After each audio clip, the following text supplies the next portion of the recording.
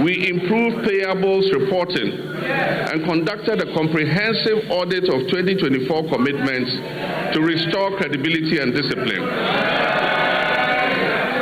Mr. Speaker, these measures have begun to deliver some of the most remarkable economic outcomes in decades.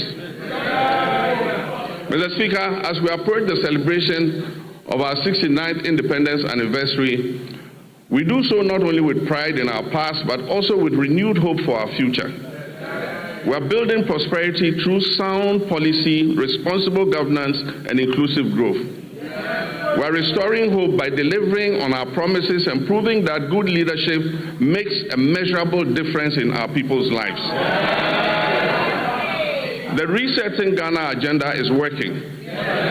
The Accra Reset is gaining momentum. And together they are laying the foundation for a stronger, more resilient, and more prosperous Ghana. Mr. Speaker, our nation is on the runway. It is in takeoff mode. And you are all advised to fasten your seat belts.